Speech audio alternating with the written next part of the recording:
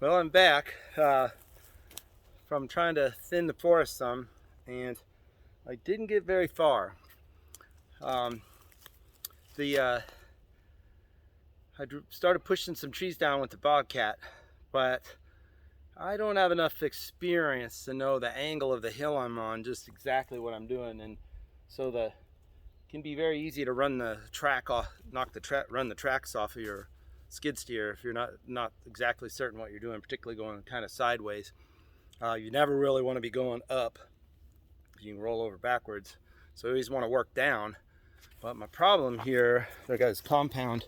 So this is, hang on. This is what the soil is like up here on top of the mountain. The locals call this chert. It is a very rocky, it's practically half dirt, half gravel soil.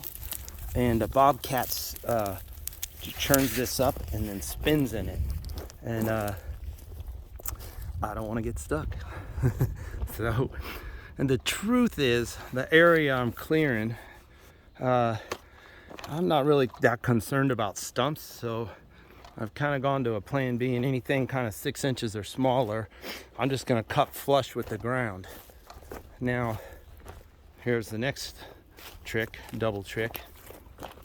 So if you ever touch the chain of a chainsaw down to soil, it dulls it very, very quickly, like, in seconds. Like if you dig in the dirt with the tip of the chain for 20 or 30 seconds, it'll dull it down pretty bad.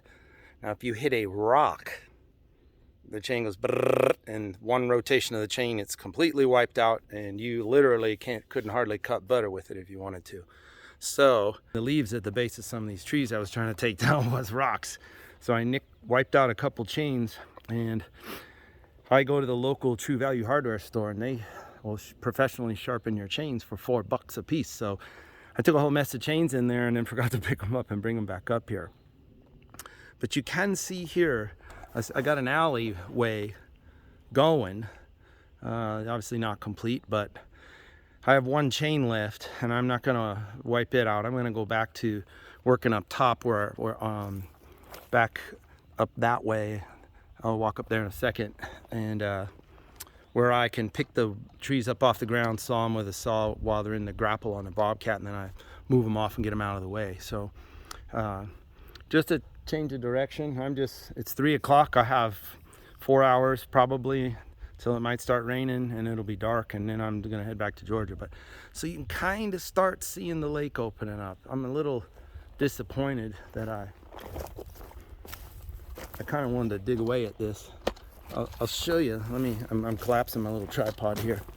I'm gonna walk down here and I'll show you what happens when you're trying to move between the big trees with the Bobcat. So if you want to push one over, sometimes you got to take a couple digs at it, and each time you do, you churn up the soil more. So, sorry, I'm slipping as I'm walking. So you can see if you start going sideways here, am I all the way zoomed out? Start going sideways, you churn up these berms of this chert rock. And the other problem is once you pop a stump, then there's a hole in the ground there. So between being sideways, track spinning, dropping down in a hole, the odds of me getting stuck are pretty good. And the other thing is, as you start spinning, you start drooping with sliding down. So you don't want to be sideways much. So you want to try and, if you have to be sideways, do as little as you have to, and then turn and get pointed downhill. But having said that, sometimes if one track's spinning, say your top track is spinning and so you want to turn downhill to the right here, your left track is spinning. If it's not driving you around, then it just starts digging itself down into the ground and you can get stuck worse. So sometimes you got to move forward or backward and find a place where you can get a bite on what's going on, where your tracks will bite, and then you can move and try another place. Now, once I work my way down to the bottom, I actually Actually went all the way through the forest down low and traversed back up just wild and free style through the forest. Not trying to knock anything down over there, but just trying to drive back up to the top. So here's the bobcat and the stump bucket. And then over here is what I'm going to go back to work on. I'll show you how you do this. It's kind of cool. You pick the whole tree up. Let me set you guys down here. Open this tripod up, set you down. Woo! That hill's steeper than it looks. Or I guess I'm out of shape. So you come over to the tree with your grapple, grab down, lift it up, and then you can come to either side of it, saw off a bunch, drive off, and then you can push it in the woods like that in, like, you know, 8 foot long sections, 6 to 8 foot long. Or if you've got good straight lumber that you might want to try and saw into boards, like this pine tree we could get a few boards out of, or posts, well then you try and cut these to 12 feet length. So I kind of came up to the home site here and then just in my own imagination turned around backwards here 90 degrees and I started, you know, cutting across the forest because the sun rises over that way. But I was here enough a week ago to know that it kind of rises right through there. So I'm going to thin some trees out that way over the top here for about, you know, 100 yards, so that in the morning the sun comes this way at our house. And on the house, this is going to be a cool feature I've designed over the little cover front porch over the door. Instead of just having a awning over it, I'm gonna build a little tiny veranda that with a double French door that comes out of the loft level of the house, so that sunlight shines through the loft level down into the great room on the mornings when it comes up and lights up the whole house. And then on that little tiny veranda, it's just gonna be big enough for like a little, you know, 24-inch table and two small chairs, sort of a little French cafe style, where we can come out and have a coffee here at sunrise. At least that's my theory, and I'm sticking with it. And then the other thing that's awesome, we took my brush cat. Whoops, hang on.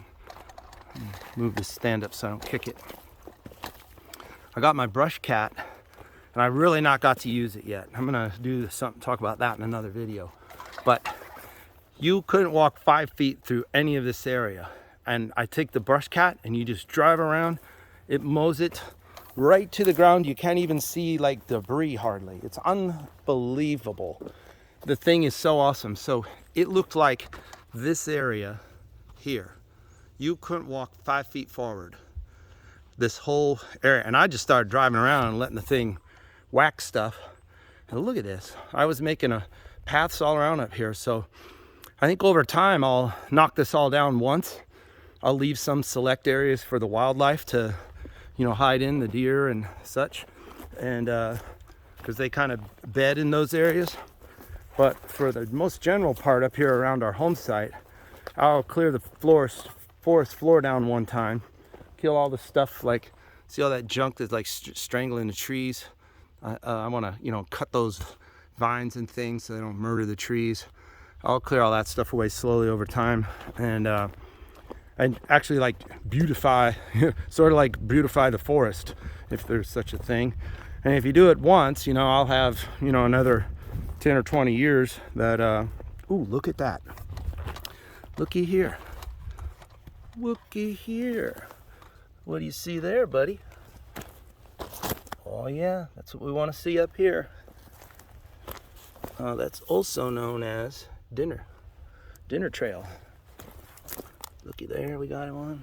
Where's my buddy going? He's just walking around up here. If you come up and disturb land, deer love that. They just will come and look at they want to know what's going on. It smells good to them. Things torn up and there's stuff laying on the ground for them to eat. So yeah, all right, we got some critters up here. I'm loving it. All right, that's probably going to be the best of my update for today. I won't do any more. I'll make some progress back here clearing that area for sunrise, and that's also where our greenhouse will go eventually. And next time we're up here, you'll be able to see better. And I'll bring chains, and I'll start trying to. Tammy's birthday is this month, at the end of the month, and I would like to have that view from our home site thinned out and cleared, so that we might have another. We had a nice glass of wine on my birthday back in February. Now hopefully we can have another huge step of progress. And actually by her birthday, there's a fair chance the road will be 50%-ish done, like gravel and everything. The main flags, they call flag stick in from the main road just to where our shed starts. So we might have gravel down, I hope, by then. And the 24th, we're supposed to start burying the water line. So utilities, man, wow. So all right, my name's Max. Hopefully you've enjoyed watching my Modern Mountain Max episode here. Sorry there's not much drama like in the real life series. Nothing's caught on fire or blown up or rolled over, but it'll happen one day, and I'll show you what. You'll probably get to see it. So thank you for watching.